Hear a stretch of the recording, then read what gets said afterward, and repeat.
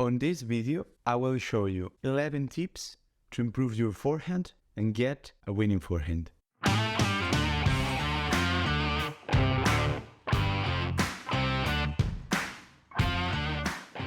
Hit at chest height. It's very important to have an impact point above the hip. At chest height, we will have a lot of stability and strength, which will allow us to hit the ball at our maximum. The ideal will always be to hit the ball higher than the height of the net. This doesn't mean that hitting below the net, it's terrible. Sometimes it will be inevitable, but the perfect spot will be to hit the ball over the net.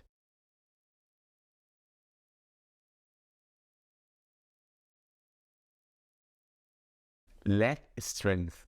Despite the common belief that the strength comes from the arm, the reality is not that. With the upper part of the body, we generate speed, and with the lower part, we create power. So the biggest change that you can do to improve your tennis is to start using the power of your legs, pushing from the ground and creating power from above.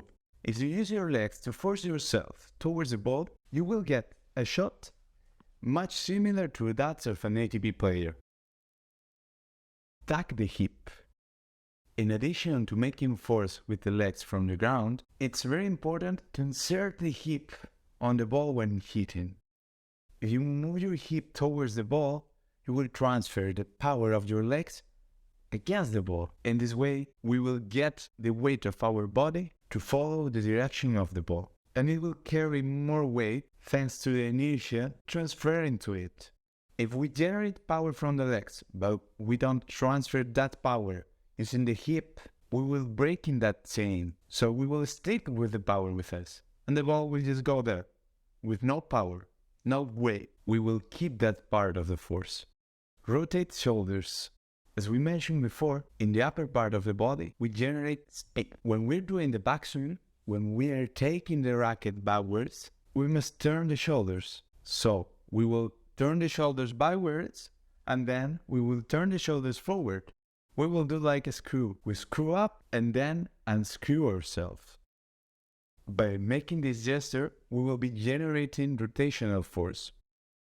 It's important not just to rotate, but also that the speed where we're doing that must be slowly and then fast, like if we were using some elastics.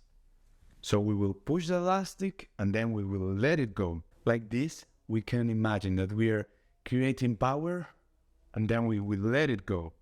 If you think like you're using a rubber or an elastic, this will help you to understand really good how you have to do the backswing.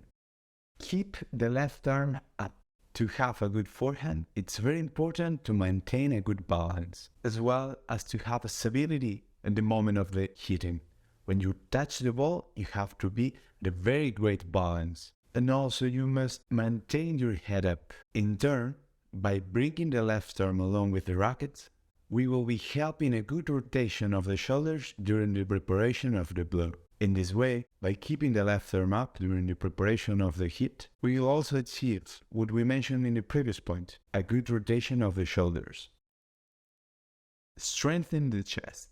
In the first part of this video, we discussed the benefits of hitting at chest height. So we have to add to that impact point that is here, around the chest, where we will generate the more power. And this is a key point on where we're not used to work about it. We used to speak about the grip, the arm, how to rotate, how to use the legs, but we have to know that we must create power on the chest. It's like if we were closing our chest when we're hitting. That's why we can see when a player is hitting a forehand, how their left arm goes inwards, goes to their chest. That is because they are using the chest to hit with the more power they can. So you have to feel how you're closing your pectoral, not your shoulders. Like this you can feel pain. So you have to think about feeling how you're closing your chest when you're hitting a ball. The forehand is much more complete than a simple contraction. But it's important to keep in mind that feeling that you're like closing your chest. Also, by keeping your left arm close to your chest, you will be helping yourself to have more balance. Release the air when hitting.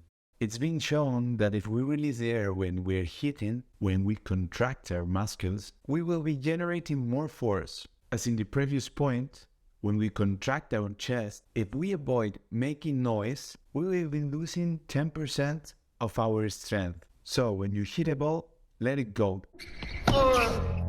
Contract your muscles and feel that you let the air go out. Also, it will help you to coordinate the hit with the ball with the contraction of your muscles.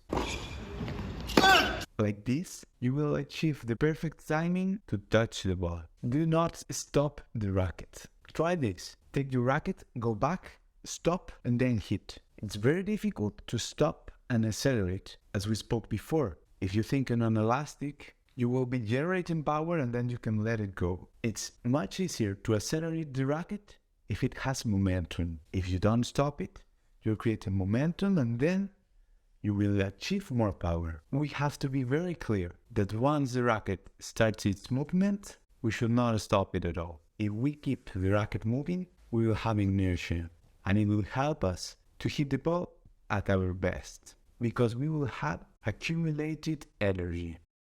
Body weight when hitting.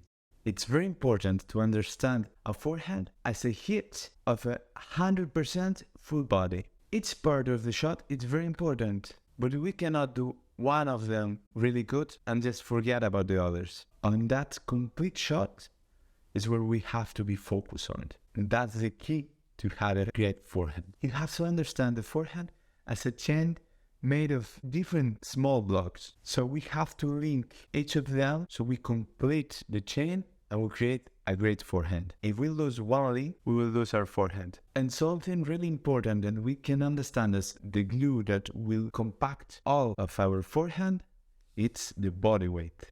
If we hit the ball by moving our body weight forward, we will be helping it to carry more inertia, power and control. The weight of the body naturally tends to go backwards when hitting, which is why we have to keep in mind that we must make an effort to make our body follow the ball. Follow through. This advice is very important to gain control and also have a much more dynamic shot. We must look for a follow through. This means that after hitting a ball, we have to follow it.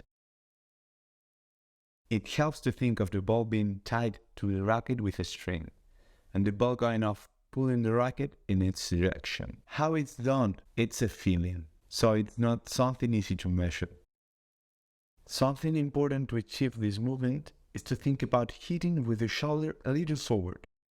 If our shoulder stays behind, we will not be able to follow the ball properly. Accelerate with the forearm. We generate force with the lower body and speed with the upper body. This tip will help us to get more speed and therefore more spin. The key is to look for acceleration in this movement. It helps to think about getting your elbow in the place of your hand, like this kind of movement. Pass your hand over the ball. You have to think when you're hitting a ball is to save the net. Once the ball has passed the net, the ball has to enter the court. For this to happen, it's very important that we pass the hand over the head of the ball. Once we hit the ball from behind, we must continue going up diagonally in order to keep the ball going up and turning, which will give it a spin and help it go down. If you like this video and want to help us to keep growing, please leave a comment, press the like button, and stay tuned for more videos. Thank you very much.